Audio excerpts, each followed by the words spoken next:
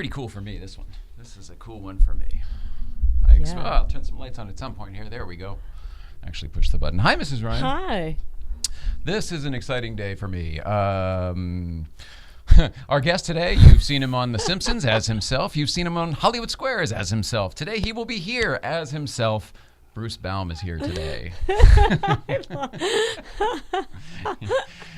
And that was written by him, too, which is fantastic.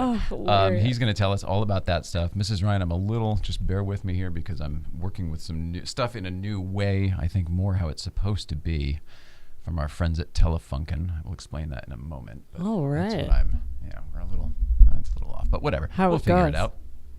How are you doing today? Well, I see an addition to your... I brought my new friend. I'm cold, which is I think the root of a lot of it. Okay. But I went for a walk with my cane for the first time today, and I have to say, I don't want to get too excited about it because that's lame as shit, but it was pretty awesome in that it gave me a confidence I haven't had in a long time because I'm just constantly feel like I'm walking on a balance beam. Is it because you just physically having something there helped? Having something that I knew could catch me that wouldn't be a bother to like a person or a car. That's the thing. You have people all the time, but you don't either trust them or you don't want to bother them. You don't want to bother me or the Bentons or the Kramers or whoever you happen to be near at the moment.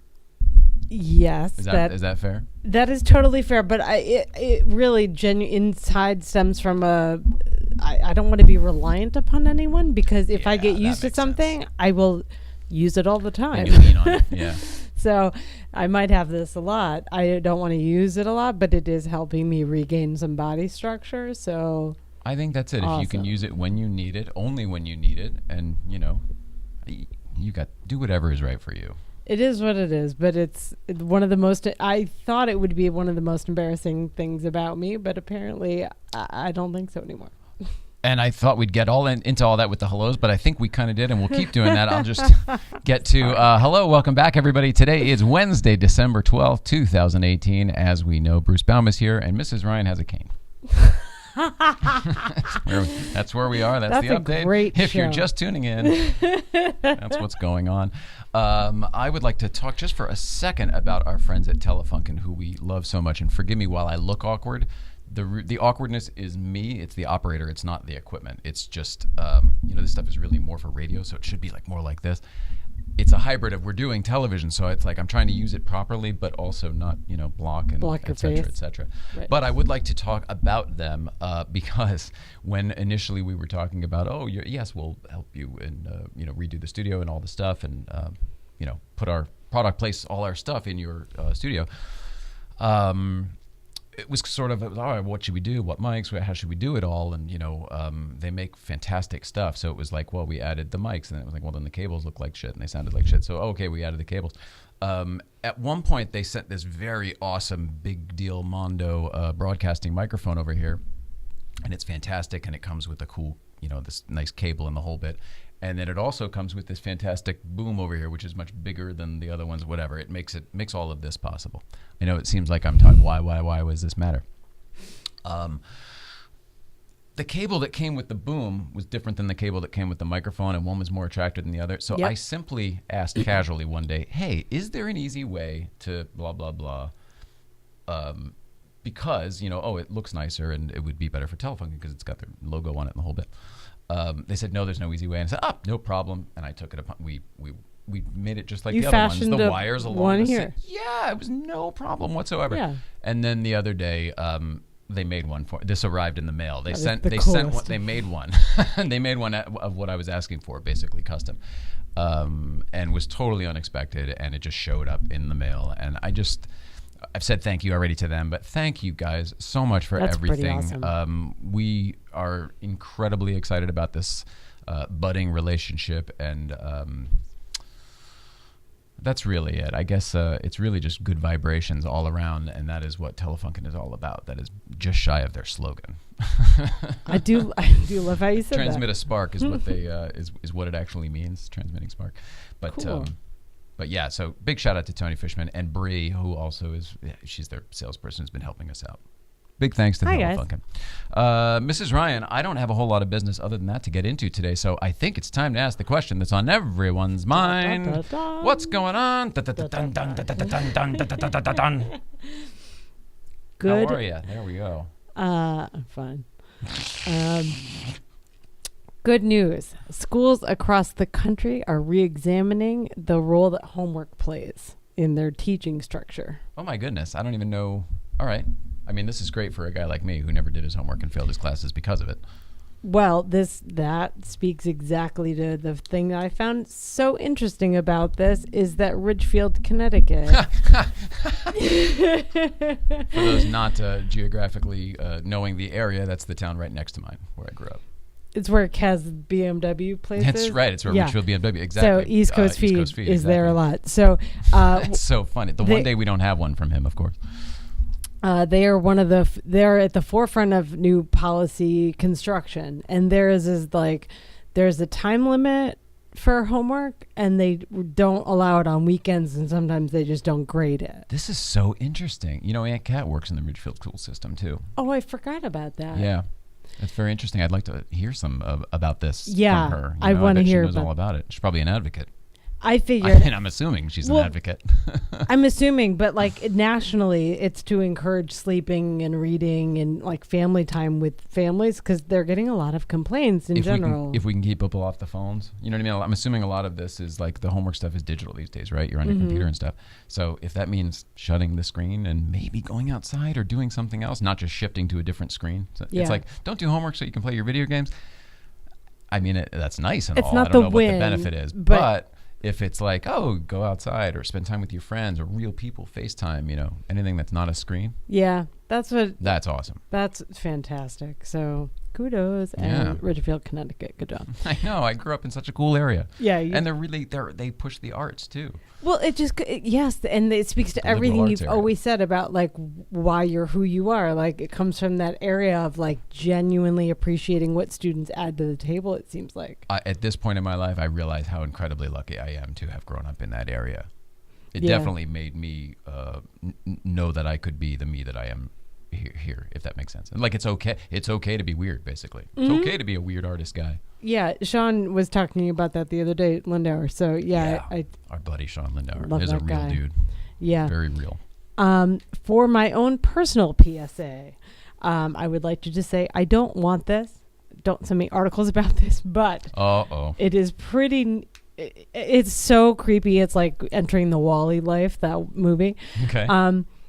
They've created technology that is implemented and began in Russia, but it's going everywhere, where you can attach electrodes, like to your neuroelectrodes to your neck that's connected to a smartphone, and doctors can control it to help people with brain injuries and like Remote control people. You're not functionally doing it right. Here, let me do functionally it. challenged people. And it's like I don't want anyone having that. Doctors control up to 10 people at a time. Oh, boy. I don't want to be multitasking on on that people operation. system. That is so nuts. Like, especially, thankfully, we can heal a lot about ourselves. That sounds crazy. So Wow. this walker is like as far as I'll go. Like I do. If you see me Cane, with an right? This electrode, cane? yeah, Okay. it's a cane. Yeah, thanks. If you see So me, walker is a different step. I just wanted to be clear. if there's electrodes sticking out of my neck, there's different conversations you should maybe start having with me. He's alive. So weird. It scared me so bananas, this article. But in related news, Walmart apparently has delis, which I didn't know, and they're testing robotic KitchenAids to cook their fried food. Apparently they have a culinary institute, and I mean, is there that much fried chicken being bought and sold at Walmart that we need to revolutionize the I didn't know process with industry? I didn't know there was like some stores I guess have delis and like that's where, but they're putting this in to like you do all their fried I thought it was food. weird when they started like shipping, you know, like, oh, you could buy meat and stuff at those type places, and okay, fine, they figured out a way to do it. But now it's kind of like, oh no, do you want us to slice it for you too? Like, do you want fresh? Oh, should we make you a sandwich? It's kind of like, I don't have a problem with it. I feel like everything is sort of, what are we doing? I mean, I'd rather go to a sandwich shop. No offense. I totally agree with And you. I don't mean like because I think the food would be better. I mean, I'd rather that experience. I totally agree with you. These two things are like, Wally's happening. It's real. Oh, like, yeah. and this robot company that makes them for the culinary. Blue is the new red. Ooh, blue. I know, it's so creepy. This robot company that makes them is based in Pasadena, so it like was too local to get to this. Is it JPL? No, it was not. But this Innovation Center Culinary Institute, they're calling it, that Walmart has, is in Arkansas. So it just seems like there's a little disconnect. I have no problems with it. I wasn't aware that this was a problem. That we need to roboticize What are we it. fixing? Automate it. It looks like there is a psychological component of all the DNA testing we did that we did not take into consideration. Okay.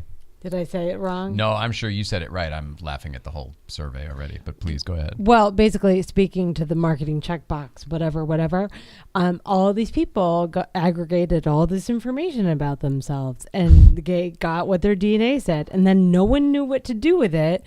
But the physiological component is once that people knew what they were, they changed behaviors. So like the study that I read was mostly negative about like obesity and exercise capabilities of your body, but like people leaned into that. Like if they read that they're genetically not exercise people, it was like, I don't need to go to the gym. So fuck it. Like that whole thing. So all that happened. So it's changing a lot of components of people's like day-to-day routines sometimes. So that's interesting. Heads up. This comes up to what we were talking to Stan about the other day, and I just, he kept asking. He asks so much advice, and like you said, from so many people. And I like that the clip he put up was that conversation. I just feel like you got to spend time up here, and then you'll know what you want. You know what I mean? And then you'll realize that all of that is wasted energy. All of that asking everyone else stuff is wasted energy. Yeah, I watched that part back last night too, and that's all I could think of too. Is like all of the asking is fine. Except what are you doing with the information you're collecting?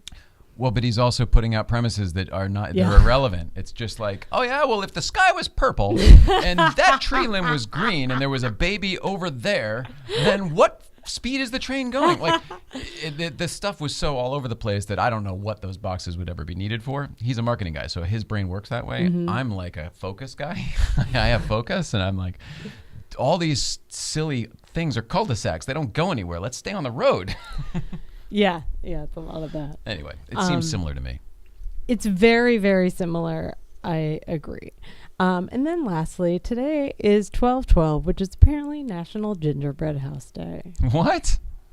Wow, that's cool. I didn't know anything about it, but I don't know much about gingerbread cookies, houses, so. but I did see that somebody made a Die Hard one the other day of the whole building and the inferno and everything, and I thought that was kind of cool. That's because it is a Christmas movie. After It all. is a Christmas movie. So that's it. That's been what's going on. Dun, dun, dun. Oh, that's been what's going on.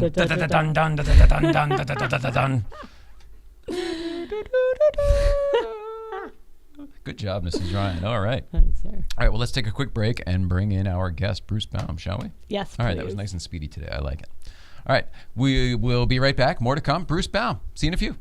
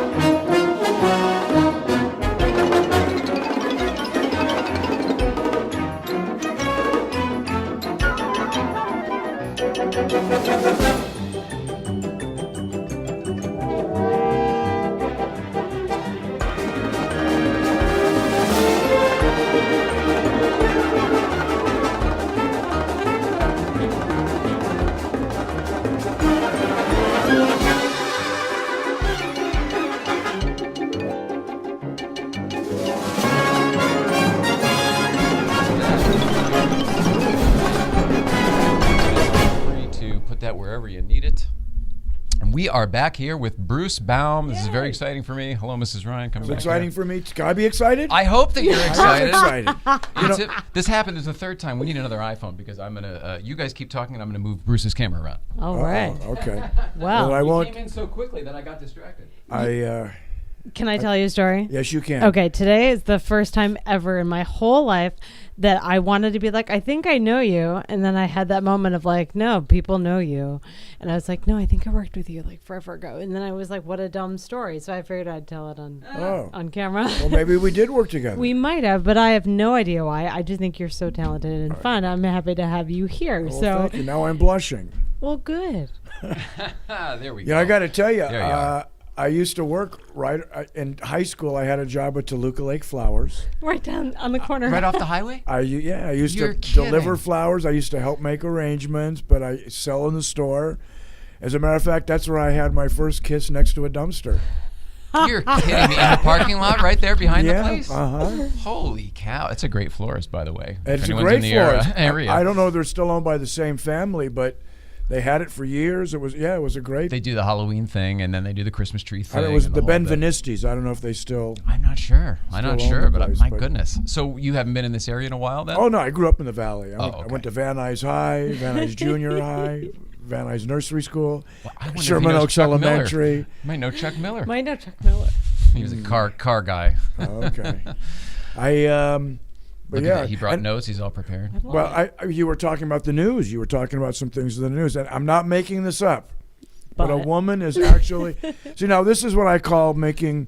You get lemons and you make lemonade. Okay, so the lemons on this is Samsung is being sued for $1.8 million because a woman got her cell phone stuck in her vagina. Now, the lemonade side for Samsung is Samsung introduces new hands-free phone. Oh, very nice. With plugins. Yes. My goodness. Extra comes with apps. No, but and she's suing because the lawyer says there was no warning That you Wow. shouldn't do that. that you shouldn't do that. So Wow. If she wins. But it might be her. Maybe she's the problem. that it would fit. Certainly wasn't saying that, but I definitely am now. That's pretty good. That's crazy. We both grew up loving comedy. She made a career out of it, and I am starting to now, finally. You know, I don't know. my dad used to, if we were in bed, and there was not my dad, not with my dad, but if the kids had gone to Now sleep I see. already. Now I understand. No, if the kids had already gone to bed, and my dad was downstairs watching TV with my mom, if a comic came on, my dad would yell up, if anybody's still up, there's a comedian on TV, but you can watch him and then you go right back to bed. I'd So would love this have been Carson probably, mainly? Carson, but it was also Merv Griffin, whatever, if it was the Flip Wilson show, anything where sure, there of course. a comic on. Wow. And just, if I may be so bold, if I may I think I'm Please. going to. I would like you to be bold if possible today. This is, again, a little story about my dad. My dad had a stroke, and he hung on for 2 years. I love this one. I'm sorry. I'm sorry.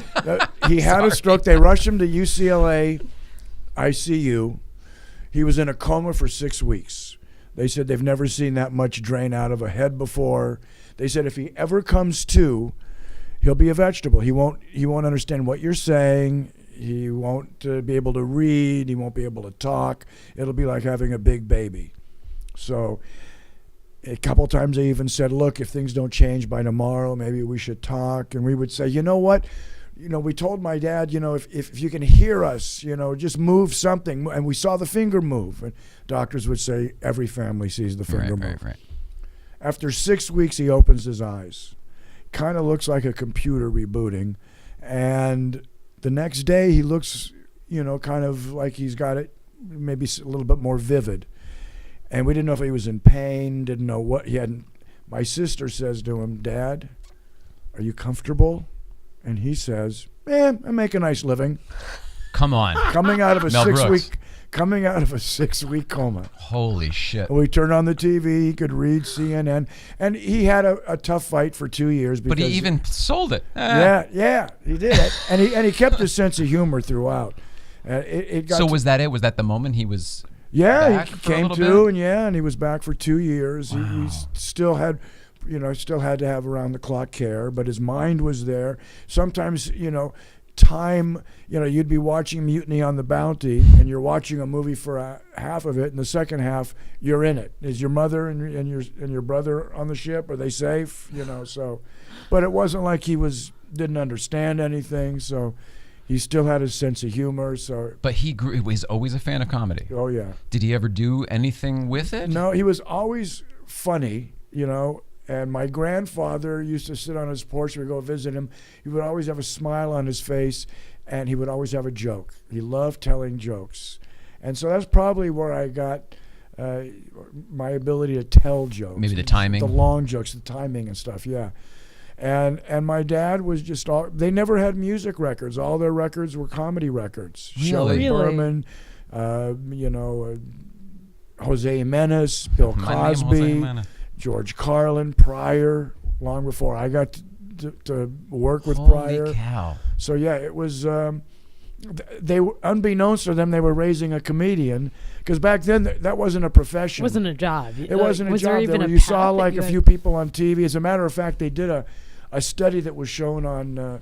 It was on the internet a few years ago that said all the professions that are most depressed. And they said the most depressed profession in the world. And it used to be dentists. That's what I was going to say. It used to Suicide be- was always They dentists. moved down to number 2, comedians. Yeah. And again, lemon and lemonade. The lemonade is, when I started, it wasn't a profession. At least we're a profession now. Yeah, congratulations. Yeah, there was You're no, legit. Yeah, there were no clubs around. You kind of, when I started out, it was I kind of started out as a singer-songwriter. And I would... Now this is... I'm telling you. This is... All right, so we didn't... go ahead. No, go ahead. No, you go ahead. I'm talking too There's much. a story. One of my few stories that would even remotely involve you would be Woodstock '94. You remember that? Woodstock '94. So this stuff was all going on. Letterman was at CBS. It was all, talk shows were the thing, and my friends all wanted to go see music, and I didn't know much about music at the time. I was a musician, but I didn't have the aptitude. I was looking here. Anyway, blah blah blah. They show up. David Crosby is one of the things, and they show me a picture, and I was like, you guys, that guy's really funny. Not realizing, of course, it was David Crosby. So you now telling me all of a sudden that your comedian career started when you were a singer-songwriter. Well, I just had a little bit of a... Well, when he was going through his liver transplants in prison, we used to go, it's Crosby, Stills, Nash, and Baum. Oh, okay. And, beautiful. No, I've actually had people... Less There's a so lot of now, people- but back in the day. Yeah, there were people that would not believe I was not David Crosby. I would have been one of them. I didn't believe this other guy wasn't you, I David had people Crosby. that thought I've had friends who said he's not David, and they wouldn't believe, and they would say, "Why are you being an asshole? I was with you last week in Santa Barbara, and now had a great time. Yeah, Don't you now you remember? pretend like you don't know me." So, and I know a few people have come up to David Crosby. I don't know if you know the comedian. Boy, I'm forgetting. We probably do. Yeah, it's You want us to start throwing some out? Oh my goodness, I can't believe this. I'm having a Oh well, block. we'll come back to it. But we had worked together on Comic Strip Live. I'll probably blurt it out during another thing we're talking about. Not Carol Leifer. No. Or, It was. She's. Oh God, I can't believe that I can't. But anyway, we Whoopi just Goldberg, worked on. Paula Poundstone. I could go No, all no. day. I mean those are. I It's Diane. Carol something. Montgomery. Oh, I'm sorry, I missed think that. it's Diane. All right. Well, I'm. This is terrible. Yeah, we'll I think find it's it. fun. But anyway, It's going to come around. We had worked together on Saturday on Comic Strip Live, and then in the middle of the week she was at an airport, and it was when David Crosby had his motorcycle accident, and he came off the plane in a wheelchair, and she went, "Hey, how you doing?"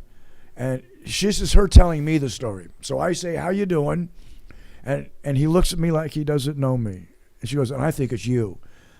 Bruce, how you doing? And you just looked at me. He goes, I walked over to you and I said, "Who the fuck do you think you are? You son of a bitch." It's better we don't remember who did this. And she goes on, and when she walks away, someone goes, "Why are you so mad at David Crosby?" Amazing. And she turns around and he's gone. Amazing. So good. a It's good so story. good. It's so good. So I've also been to the House of Blues, and people go, or I've been to concerts with a friend. We went to go see. It was the Eagles. Oh, at a concert, you would assume. Oh, my I get it. God. I get it all the time. Especially. Are you going up there tonight? If I go to see Stephen Stills, are you going up? Are you gonna play? I went to see Neil Young. You going up? You know. That's a funny thing. Yeah. So it's. All right, so I took over. I hijacked your story to tell you my little thing, but apparently that is a common problem. So I get it wasn't all just the the time. only kid. That all is the time. so funny. Not as much since I've lost some weight, but yes. That's what I was going to say. I'm thinking younger back Yeah. in the day. Although he may be a little older than you, I would guess. I think he is. I would hope But so, I look yeah. at some pictures. I go, wow, I can see. Yeah. But you started as a singer-songwriter then, and that's where I I took started it. as a singer-songwriter, and the Troubadour used to have Hootenanny Night, which shows you how long The ago one it was. here on Santa Monica? Yeah. On Monday night was Hootenanny Night. So it shows you how long ago that was that they called it Hootenanny Night. Now it's open mic.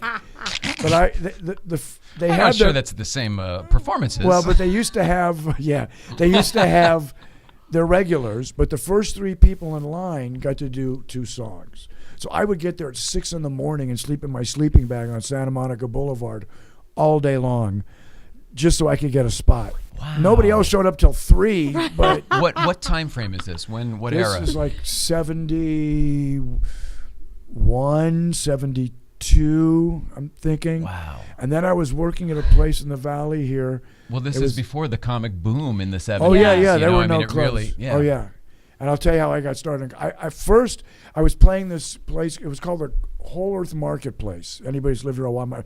It was a big building, a shell that obviously was something else before, and people had booths, candlestick makers, you know, Like a flea market-y type of thing. right. But they also had a whole food restaurant there, and they had folk singers, and I was playing there one night, and there's only like 6 people. And while I'm performing, I'm telling the truth, 2 dogs walk in and start going at it right in front of me to where they almost get tied. You know what tied is? Stuck together, yeah. And the place goes silent. And I stopped playing and I went, this really pisses me off because they know they're not on till after the juggler. That's the moment. And that Is this got the moment? laughs. And I went, wow, that didn't take 2.5 minutes. That was like right away. But what did it feel like? So it was like, whoa, that was quicker. Because a song you wait and you get applause. But You a gotta work joke is 10 seconds laugh. So I went to UCLA. I played freshman football there in 70. In 72, I What transferred. position were you? I I was read a that and I guard. didn't really believe it. I was a guard in college. I was a tackle in high school. I was the smallest guy. I jokingly say in the Pac-2, but it was the Pac-8.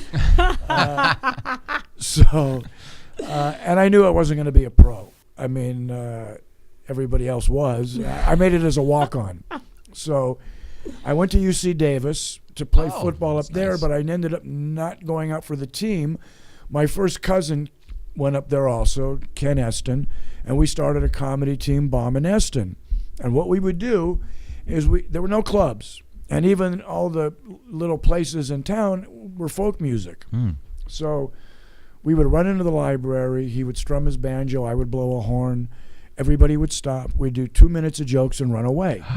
Then we would write a letter to the newspaper saying there's 2 guys running into the library and we can't study because they're making us laugh while we're trying to study. Then the next day, we would write a letter from the Student Health Center saying we have a rash of people coming in with broken cheeks. We've never had that before. The only common denominator is that they said they were laughing very hard. So that's how we started. We would run in wherever there was an audience. We would do something, and then we would run away. It was So we more were of a kinda- happening almost. It was a guerrilla theater kind of. Yeah. That's how we got started. Then when we graduated college, we started playing a few places in L.A. George Miller, a comedian, the late great. he saw us Big at fan. the Ice You House. like George Miller too. Yeah, he's great. Wonderful person. Letterman and comic. also a huge fan. I Huge think fan. They good were best friends. Yeah. When George saw us at the Ice House, he said, "You got to audition at the Comedy Store." We auditioned the same night as George Letterman, Dave Letterman. No I got kidding. George, and when they stand next to each other, I can't even tell him. and we both became regulars instantly. No BAUM and kidding. Eston, and then I went solo about 2 years later, and Ken went off to write in television, won an Emmy, wrote on Taxi and Cheers, and Wow. so that's how we kind of got started. That's incredible. So then, That's a great story. so that, but how? But I know you from television, and you were. I guess maybe you've always been a personality. Maybe that's it. Maybe so. Your comedy made you a television personality for me. Well, I got seen. I was at the Comedy Store like during that magical time. I say we were dancing in magic and didn't know Mid-late it. 70s? We got there probably in 75, 76, and it still hadn't taken off. Mm-hmm. We were still, you try to find a fraternity to work at, or Milt Larson, who owns the Magic Castle, used to have a place called the Mayfair Music Hall in Santa Monica. It was like an old English. I didn't know that was his. Oh, yeah. I never knew that. And it was down by the Civic Center, right? By the what's now the pier, I guess. Yeah. And they would have, like, it would be very bawdy kind of English music hall. They would have a guy talk from the little rostrum, up above. And I remember seeing pictures of it, like a barrel ceiling, like that type of thing. And they only hired the comedians, while people were making costume changes, but it was basically prop people. It was Baum and Eston, Gallagher, Mule Deer. So we would, dress up in those kind of clothes and do our show. Do you remember Gallagher? Yeah. Okay. And and so, when we started at the Comedy Store, a typical night would be, Gallagher, Howie Mandel, Saget, Robin Williams, Pryor would come in for a while. It was just unbelievable, the kind of talent shows pool that you're operating in and you didn't around. know, back at the time, you figure, nobody's going to drop out, everybody's going to make it, and that jobs popped up that nobody was looking for, like writers and directors. But you did all make it. That's that generation that I feel like there we were know guys every that name that performed at the Comedy Store from that era. There was a time you knew every comic, and if they were on the East Coast, you knew of them because they would come out during pilot season, which is 12 months a year now, but it used to be like about 2 months, and you'd have everybody come in, and now you can be anywhere and be seen. So, there was a lot fewer comedians then, right? Yeah, you knew everybody. Like, it was like maybe 40 here and maybe the same amount on the East Coast, and you knew everybody. And then when the club started opening up, when the Comedy Store opened up in La Jolla, and there was a Laugh Stop in Newport Beach, the bills would be like David Letterman, Robin Williams, myself, and you'd be somewhere else would be, Saget, Dave Coulier, and myself. So you built relationships that lasted a lifetime, but you didn't know what was happening. And nowadays you go out and you probably don't know from the comics that were there the week before you or after you. So I usually insist on bringing someone with me I've worked with before, so you know what you're walking into. At least you're walking into it together. Well, you also know what kind of material they do. If there's any, you don't want to be standing there the first night and going, "This guy's doing what I do," or he's doing hack stuff, or he's too dirty, or not somebody you want to stand next to. Yeah, you don't want to walk into an unknown situation. Bands don't do that. You don't have Metallica show up and James Taylor's opening, or vice versa. Right on. Well, you got because you got half the audience, there for the first half of the show. They leave, and the second half comes in. Yeah. So you want to make it. Well, they turn the room. Bill. That's always nice. Right. That's true. But yeah, you want to be on a compatible bill, and now because you don't know everybody and you don't know what you're walking into, are you on the road a lot? Not as much as I used to. I'm actually shooting a lot more video now. I'm doing my own projects. This is exciting. I didn't realize that. I've got one that I'm doing now. Throughout the years, I don't wait for somebody to greenlight me. I mean, I did sketches for 2 years at Fox and 2 years at ABC on America's Funniest People, and at Fox on Sunday Comics and Comic Strip Live, and loved it. I used to love Comic Strip Live. Oh, I used to love that show. And Sunday nights. I love making short sketches. So throughout the years, I've done them, and I've got everybody in them from Robin Williams to George Carlin and Shandling and Saget, but they've not been seen, and I think they're still pretty funny. So I'm putting them all together. I'll probably get about 4 or 5 shows out of it, calling it Bruce Baum's Personal Stash. Love it. That's so great. It's my multi. I'll actually probably have the first one done in rough cut by this weekend. I have a few people I'm going to show it to. And then I have another one called Clear My Name, where it's an opportunity for people who've been accused of something, whether in the press or in court, and haven't had the money to fight it. In this country, if someone wants what you've got and you don't have the funds to defend yourself, they can just take it because you have to tap out monetarily. So there's people who haven't been able to defend themselves. So this show that's a more serious thing. But comically, I'm into. They both sound interesting. Yeah, and actually, the personal stash will also have a version I shot years ago, The Adventures of Baby Man. What is this? I used to do that character on stage, and I've got the comic book out there, The Adventures of Baby Man. But I shot a movie back in the early 80s. Robert Wall, Bobby Slayton, George Carlin, Saget. It's full of I've known every name you just mentioned. Oh, my gosh. Yeah, it's got everybody before, except for guys like Carlin, but everybody else. Some of them it's their Kevin Pollak. I think it's his first screen appearance. No kidding. Yeah, so That's Kevin so Pollak's cool. another one where he's so talented in both, in acting and comedy. You mentioned Garry Shandling a couple times now. How well did you know Garry Shandling? we were, when we started out, we were really, really good friends. We saw each other almost every day. We worked out together. Then we had sushi. And so this is after his accident. He's already doing comedy. Right. Already okay. doing comedy, and we were. Is he still writing? Is he writing at that point, or pretty much stage? It was stage. I think he wasn't writing for the TV shows like. No, he I think used he to. did. No, not for his TV shows, but he had done. I think he'd written on other the Sanford and Son, but he wanted to do stand up. So we were very, very close during those years. As a matter of fact, I think it was my wife that gave him the idea for all the hair stuff that he did. He came over to the house one day before a date and went, I'm going out, how do I look? And my wife went, you going to go with your hair like that? And he went, what's wrong with my hair? Oh, my hair. He goes, well, it's riding kind of high. You think so? And then he started incorporating into his act. And then everything, my ass, my arm, my hair, everything. So, by the way, we're all doing Dana Carvey doing Right. Gary. But so yeah, and he's very special to me. I've met the man, but I didn't know him at all, and I certainly didn't have the kind of relationship that you and people who've sat in that chair have had with him. And I just love hearing things. Yeah, as the years went by, we saw each other less and less. Sure. So that just happens.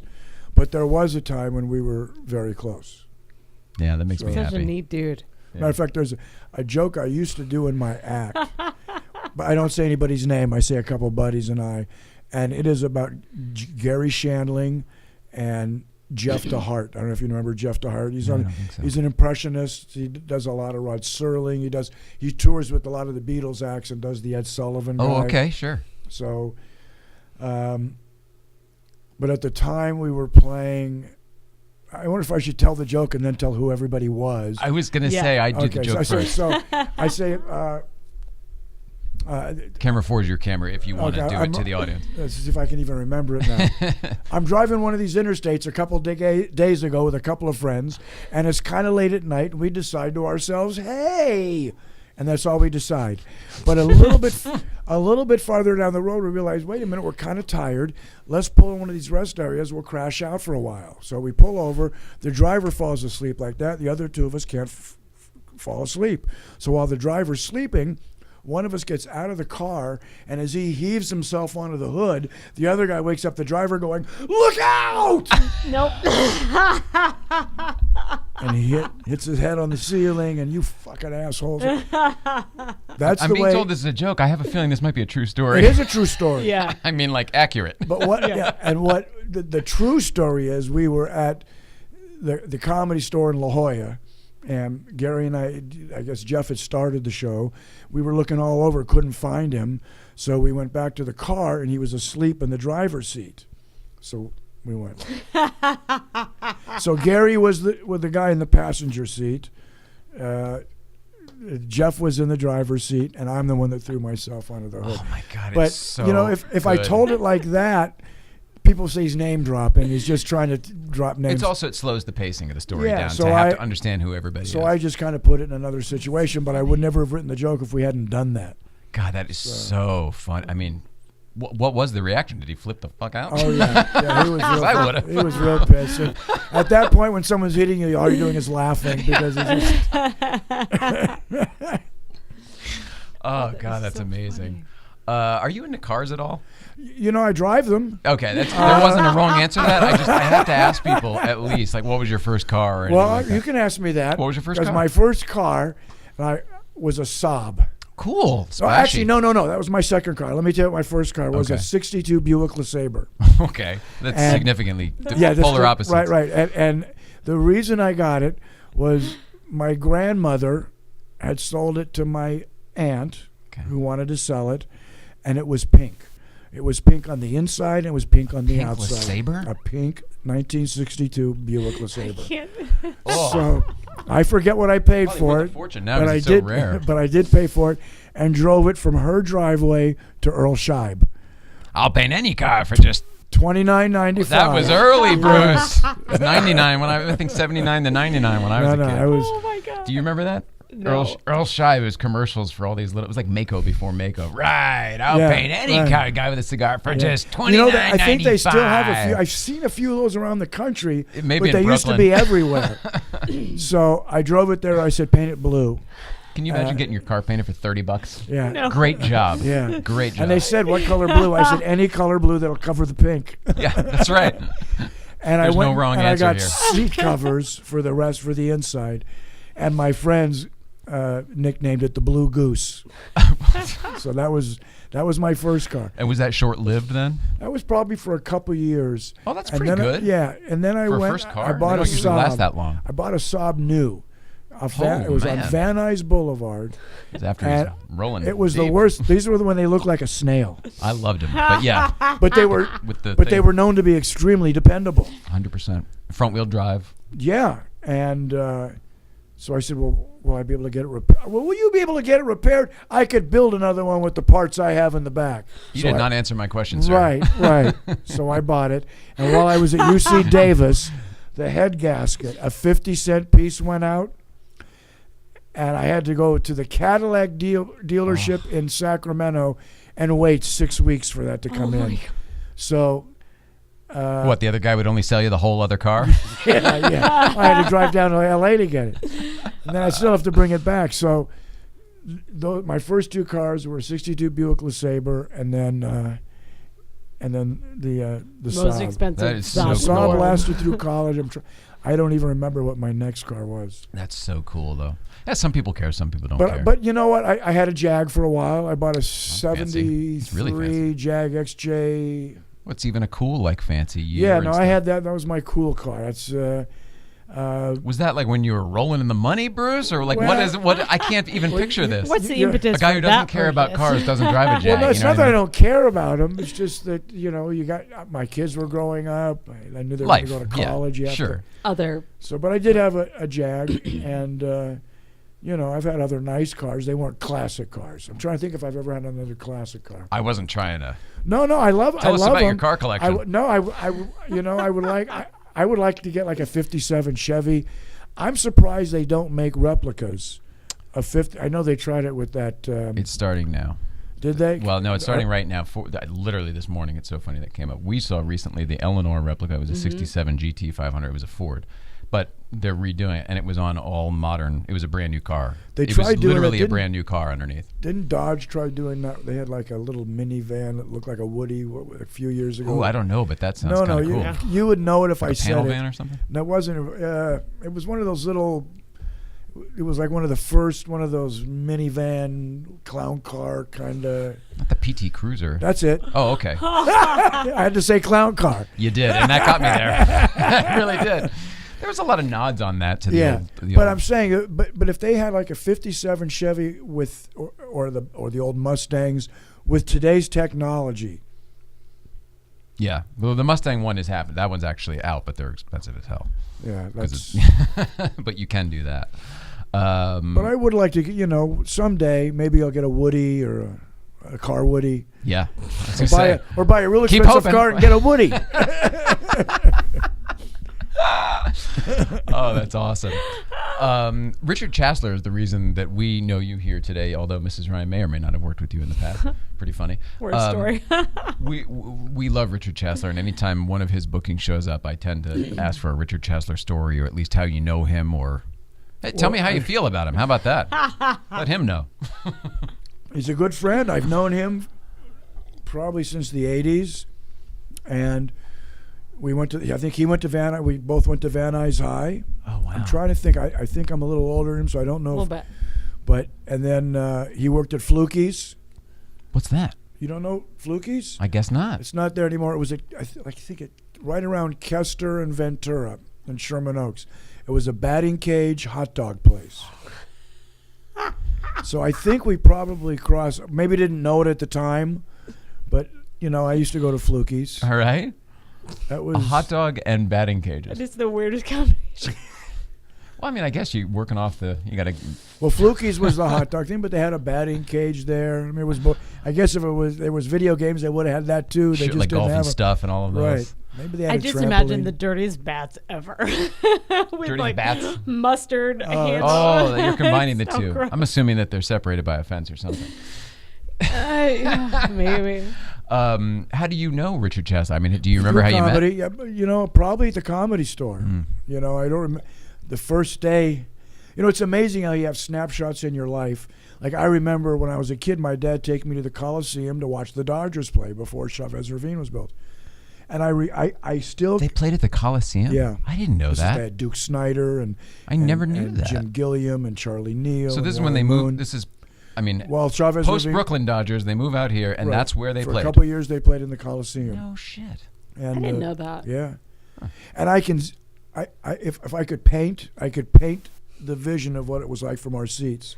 But I couldn't tell you what I had for lunch that day, what I had for dinner what I was wearing. Well, it seems like you kept the important part. Yeah, but I'm saying is there's those moments where you don't remember how you met. Like I don't remember. Oh, I see your point. I see your point. You don't remember, but you know that you saw him throughout the '80s, or you did shows together, but you don't remember that.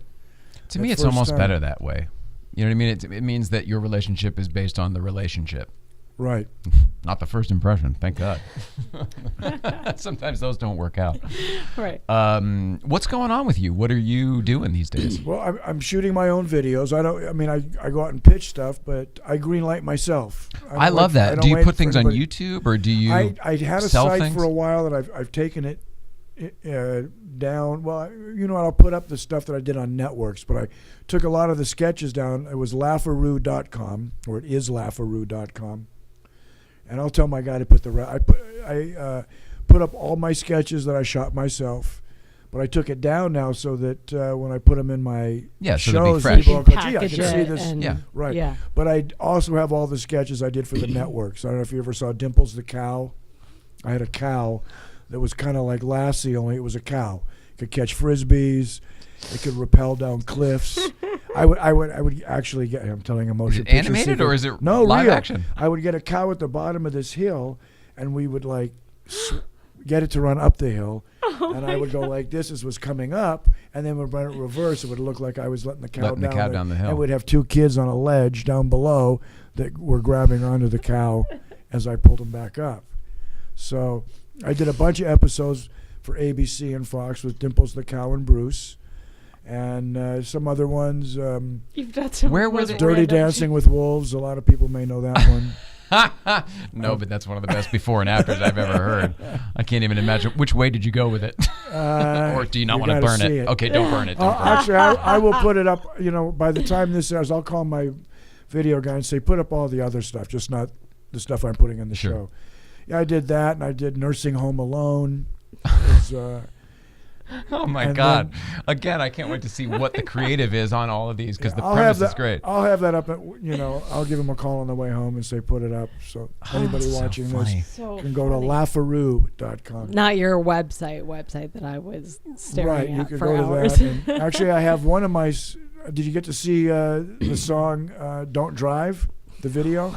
Okay, I did a video. I believe it's still on that site. It's my. I had a band called Noggin Blast, Okay. and we had the sax player from Pink Floyd, Wow. Scotty Page, the drummer from Ambrosia, Burley Drummond. We had some guys from Aspen, some guys from that have played with Lenny Kravitz, and I made it an animated video. But it's all the things you shouldn't do while you're driving, but it really rocks.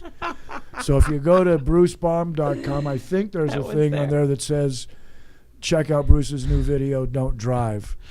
So, but it rocks. Grief, absolutely. So yeah, I'm always up to something. Yeah, so you're active. You just think of something, you'll go shoot it. That's kind of if how we somebody are. else doesn't okay it, I okay it. But I you're love that. still at the clubs and stuff too, right? Yeah, I'm not as much as I was because I like to stay home editing now, and Right. But yeah, I still perform. I still go out and have shows all over the country. I just don't do those 4-week tours anymore. You have a life to get home to now, right? We don't get very political on this show for obvious reasons. Everyone else has that covered. But I do love that you might be running for something. Is there anything you want to say? Yeah, you know what? I don't know what yet, because it's got something I want to win. So I'll probably have to do something local like Congress or state legislature, because I'm going to have to get money locally where I'm known. Yep. But I am no longer affiliated with any party. I'm an independent. I'd like to start a party called the Solutionists. Oof, we just go with solutions. Let me throw a few solutions out there just to whet the appetite, if I may. May I? I think I'm going to. Number one is everybody's building pipelines for oil and fracking. Why don't we have water pipelines so that when part of the country is underwater and flooding, we can start letting waters out of the rivers like the Mississippi and that are going to flood. They know they're going to flood because the snow's melting too fast up in northern America. You're saying somehow balance the water table, essentially, from being able to take bring it back over to California, where we should have more places to store water. I know that was defeated on the last. Of all the ones that were on the ballot, I didn't see any ads for that, so I figured, this is a gimme. Who's not going to want to store water after we had, one huge fires flooding? And droughts. Well, not only that, we had that 100-year storm 2 years before all these fires. There was so much water we could have stored. So I don't know why there's not more irrigation pipelines so they can fill up the states that need it. The states that are underwater, when it starts raining, just start those things going. I think that in the schools, when you have an area like in Southern California where there's a lot of people that don't speak English, okay? I took 3 years of Spanish in high school, and I feel cheated. I can say Buenos dias. I can 3 years. That's it. And living here. And I passed. Right. And I feel cheated because if I really had learned Spanish, I could do my act in Latin America, and parts of, here.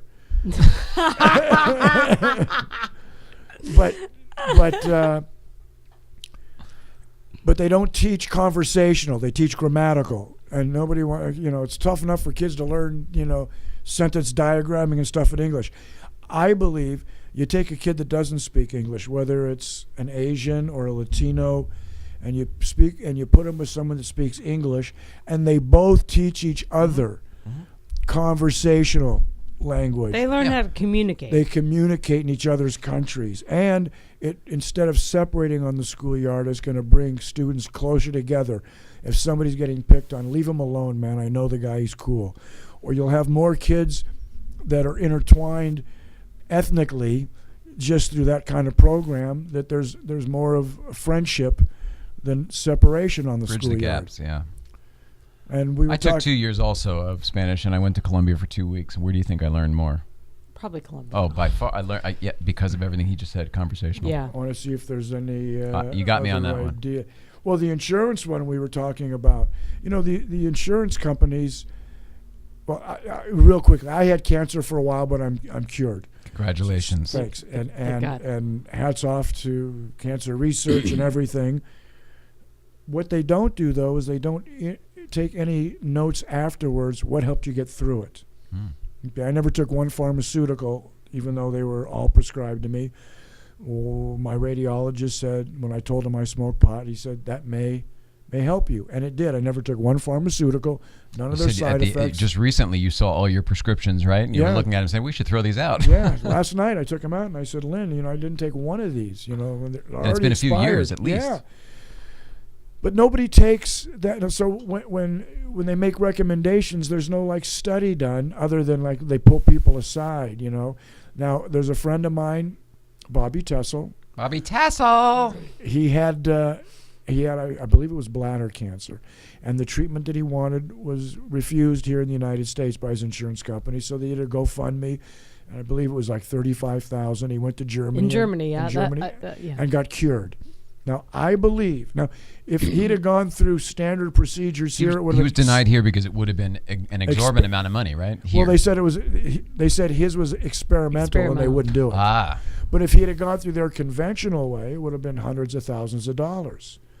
I believe, and this will be part of my platform, if you're denied and you go somewhere else and you get cured for a lot less than it would have had to go through, when you come back, they should have to reimburse you. Not only reimburse you, but put it into the stats so that there comes a point where it's no longer experimental. But if they're not taking people's information, that maybe there's 100 other people like him, that would turn it from experimental to let's do that. Because you have to go, I believe there's a company in Beverly Hills you have to go to. They'll diagnose you and tell you the treatment, but you have to go out of the country to get it done. I've heard that a lot. A lot of people I know. I'll tell you what else I would do. Done stem cell stuff in Germany. Talking about other countries. And creating jobs instantly. The reason you can't smoke or make hemp in America, industrial hemp, is because of William Randolph Hearst.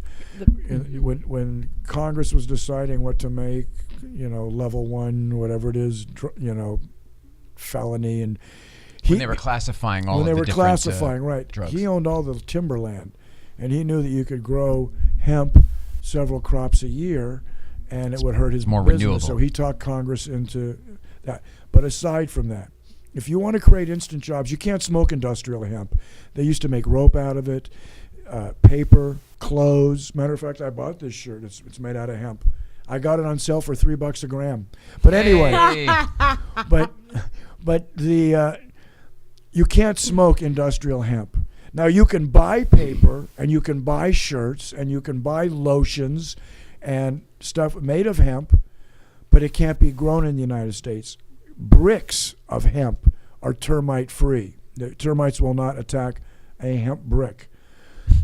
All they have to do is okay the cultivation of industrial hemp, and it creates instant jobs because you have to prepare the ground, you have to plant the seeds, you have to harvest it, then you have to manufacture goods, then you need salesmen to get it into the stores, then you have retail people you got to hire to sell the goods.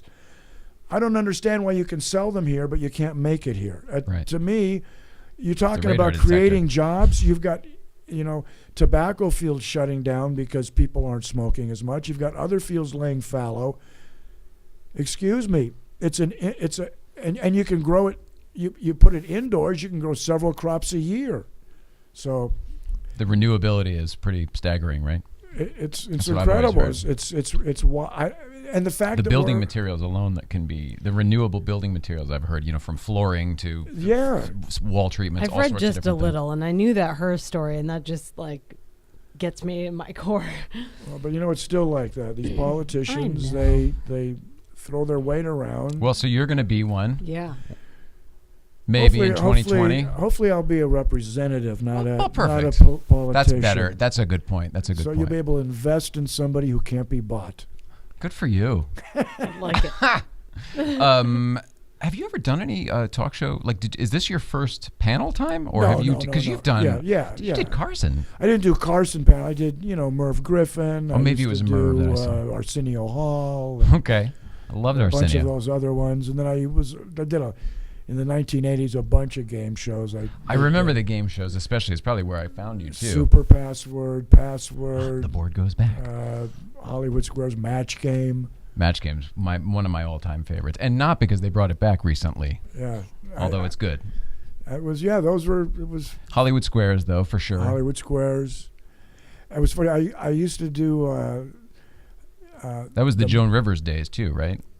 Yes, she was on. Charles Nelson Riley, Joanne Worley. So good. So funny. But I was doing the Match Game, and it was during the Match Game Hollywood Squares hour. And the person who won at the end got to go for what the daily jackpot was. And it went up every day. It was up to 30,000, which was a lot. Holy shit. This is back in the 80s. And 5 or 10, right? Yeah. And what they do is they put 10 letters in a row. They can start anywhere. If it's I, then it's IJKL. It's tough when you don't start in the beginning. So you're not under oath. So the guy had a beard and he had his arm in a cast, and you got to pick one celebrity to come feed you the clues. So he picks me. I'm probably the least known name on the thing, but he picked me. And he starts, and we have 60 seconds, and we're done in like 30. Got them all. This guy was unbelievable. Oh, this is Pyramid? Which no, one no, is this was the match game, Hollywood match game. You would come out, and you would have to. At the end, they did the ending a little different. Where you came out and you did, like it was a series of them instead of just the one. I gotcha. And so he gets them all. It doesn't matter if the thing was rear view mirror. If I said shoe, he'd go rear view mirror. I go, how the fuck did that happen? Yeah. So he wins $30,000, and then I'm on another show at the time called A Year in the Life. It was one of those first dramedies, you know. So I call home to see if I have any messages, back when you had to call home. And I said, any messages? She goes, any messages? You're on every news show. She goes, all your relatives are calling. The guy that show had aired, maybe it was Password. The show had aired that day. Maybe it was Password, maybe it was Super Password. That's what I'm thinking with the multiples, yeah. So the guy was on TV, and people recognized him as the guy who took a Mercedes out for a test drive in Atlanta, used somebody's credit card fraud. Oh, he's a scam guy. And ended up in Alaska. He's a grifter or something. But he was he used Somehow somebody's credit card and he stole a car. But loved you. Sounds like something similar is going on with Password. Yes, but on TV, all they're showing all day is felon on Password, and they show me and this guy, and 50-50 shot. News at 5. One of them I recognize, one of them I don't. Yeah. It's on the news. So all day long, I'm somewhere I know nothing about this, and smokes. I'm on TV, possibly a felon. Oh my God. So the story was, now when I was on the show, it was with Steve Allen. You know, I'm thinking it was Hollywood Squares now. Steve So it was Allen it might have been a Hollywood Squares match game hour, because backstage before the show, he's telling us, I work for the CIA, and I listen to stuff from Turkey, and see if there's any. Our first thought was, people from the CIA aren't supposed to tell you that, you know. Yeah, generally. So I don't bring it up at mixers. Right. So I get a call from the show. It says, look, that guy was, what had happened was, as soon as that aired, people started calling the show. And the show had the FBI call his mom and say, do you know where your son is? And no. But they tapped her phone. As soon as she hung from the FBI, she called her son and said, the FBI's looking for you. He calls the show and says, you know, they've just transferred me to Alaska, and I'm taking off tomorrow. Can I come in and pick up my money? Nice. Now, of course, they're alerted and go, sure. Yeah. So come on down to TV City. Yeah. He walks in. Now, in those days, you remember if you were at a rock concert, you could tell who the FBI was because they wore white shirt, slacks, and sunglasses. Well, he walks into the office. There's two guys standing like that. He takes off. They chase him through the building. They find him standing on a toilet seat in a stall. You know, nobody in here. How cliche can that be? Nobody in here. And he tried to get out of it saying he won more than he owes. So, but anyway, that's a little interesting story about. But how did he win? Did he crack that too somehow? No, did he won the show. That was legit? And this is like Catch Me If You Can. He always wanted to know how he passed the bar what exam. they did is they went back and they watched whether he had an earpiece in, and because he had a cast and a beard, was there anybody? Oh, yeah, Confederates and stuff. Well, you wouldn't know it if you were at home, but they do show the monitors to the TV audience, and they'll go, the word is. Yeah. And so at least the password is. So if he were going, you know, shoe, diaper, potato, you know, even though that's not. But anyway. There's enough there but that they it couldn't find anything. So, but I'm telling you, the guy whizzed through it. What didn't matter what I said. Wow. Bottle, chair. How'd you get that? That's amazing. What a neat story. Well, I used to, on Super Password, I used to get, you know, you'd give a clue and you'd try to get one that would make the people remember. So I used, the guy looked like he might be a smoker. Okay. So the word was seedless. Now, people nowadays may not know this word, but I went sesamea. Oh, Sensimilia, sure. And he went, I don't know seedless. that. Well, back then it was seedless pot. See, back when I was in Is college. that really what it meant? I knew it was pot related. I never knew what it I meant. don't know. I think that means seedless. No kidding. Because when I was in college, when you got your, and then it was like, it wasn't by weight, it was fingers. Is it a 2-finger bag or a 4-finger bag? Is that right? For the Yeah, level for in the the level bag? in the bag. It's so funny. Of course, you forgot to ask which But bag are they drinks- using? They're using Drinks the were that way too. Give me 3 of bourbon. Okay, but then you'd get it'd be full of seeds and stems, and you That's get what an they old, say. Nothing but seeds and stems. yeah, and you'd get like an old record album or a shoebox top, and you'd shake it, and the seeds would go to the bottom. You'd be left with the twigs that you could pick out and your pot, which was usually about half of the bag was pot, and it was. Nowadays you look back, you go, it was pretty crappy Probably pot. shit It was pot. brown pot. Oregano. Then the sesamea came along, and Could you plant those seeds, by the way? Could you then plant? I've could done it one do since. that? No, I mean, does that work? Is it that Yeah. simple? I guess, but you would have gotten shitty pot. Plus Right. those were the male. Plus those it's were all the, new But to those me. were the male plants. The female plants don't have seeds, Oh, that's what the difference is. Yeah. And they also produce. so a you were more- getting nothing but shitty male pot back then, and liking it. My second year at We Davis. didn't know what we were missing. My second year at Davis, I didn't want to live in the. I never lived in the dorms. I got my friends lived in the dorms and stuff, but first year I got an apartment, and so I went to the housing office. It was the first year, and I met this guy Ed. I'll leave his last name out in case he didn't want me to tell the story, and. Well, the surprise is on you, Bruce. Ed, come on in. So we meet in the housing office and we rent an apartment together. And I say, I'm going off on a camping trip. I'll be back in a week. And I had a buddy with me on a camping. I came back, opened up the refrigerator, and there's bales of pot. Bale. I've never seen that much In the my fridge. life. In the fridge. And I said, Ed, are you like a pusher? He went, no, this should last us all year. That's... See, I was going to make the joke. No, this is just for me. And what are Yeah. you having? You know, that kind of thing. Yeah. Wow. So, yeah, that was Davis. That was... It's a good Industrial. roommate.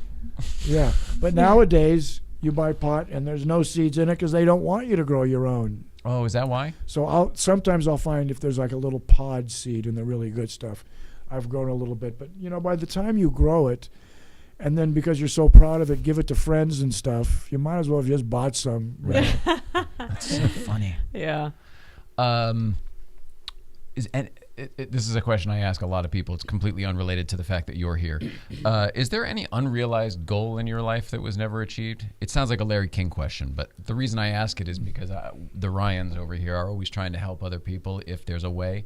And sometimes, there's a weird way. So I ask everyone. Well, I'd like to run for office someday and Right. make a difference that way. So voting for you. voting for me, and just getting maybe a couple 100,000 people to be at my beck and call. That's really That's easy. You really only need a couple dozen. Really. Does it from go what from I've there? seen from the cults and the sects and stuff, if you get 24 people that'll do anything That's for fine. you, they go out and work. And no, I don't want to. I don't want to do that. I won't turn it down, but I'm not seeking it. God, you're a delight, man. I'm so appreciative that you came here today and had the conversation with us. Oh, my pleasure. To me, it was Yeah. just really, really fun, and you're just you're a good thinker. I like what you're talking about. Oh, You know what I thanks. mean? You clearly have looked at the world and formed some opinions. Well, once I leave here, I'm done thinking for the day. Good for you. Video time. That's right. Go watch YouTube. Well, thanks for being here. My pleasure. It was Thank awesome. you. So good to see you. How can people find you? Go to your website, Go brucebaum.com. BruceBaum.com, and that's BAUM.com.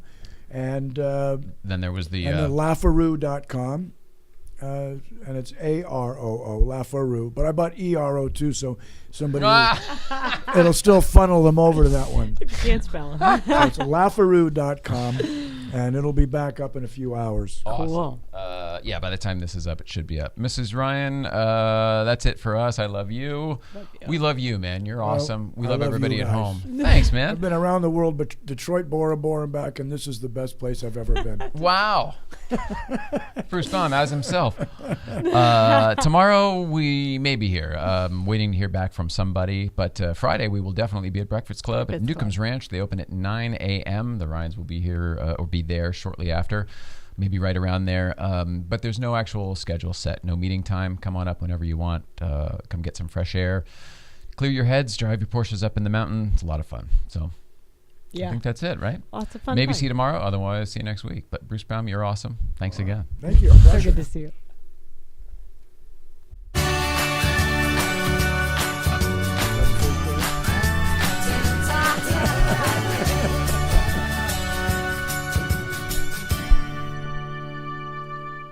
hope I didn't talk too much.